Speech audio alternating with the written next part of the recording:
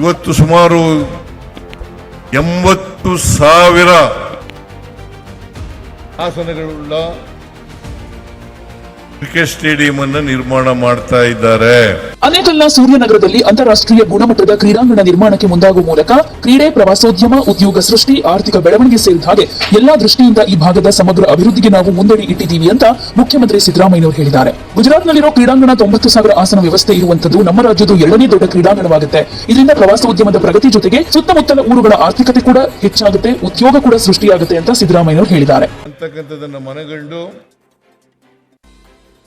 ಇವತ್ತು ಸುಮಾರು 80,000 ಆಸನಗಳುಳ್ಳ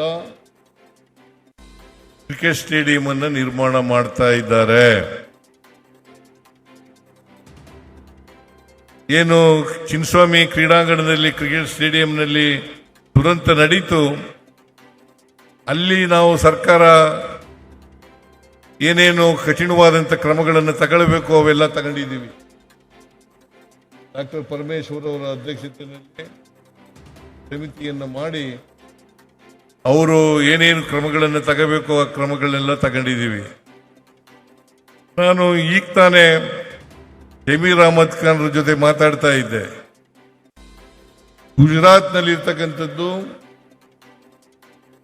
ಅಂತಾರಾಷ್ಟ್ರೀಯ ಕ್ರಿಕೆಟ್ ಸ್ಟೇಡಿಯಂ, ಅದು 90,000 ಆಸನಗಳುಳ್ಳ ಒಂದು ಕ್ರಿಕೆಟ್ ಸ್ಟೇಡಿಯಂ. ಅದಾದ ನಂತರ 2ನೇದು ಕರ್ನಾಟಕದ್ದು ಇವತ್ತು ಏನು ಶಂಕುಸ್ಥಾಪನೆ ಆಗ್ತಾ ಇದೆ.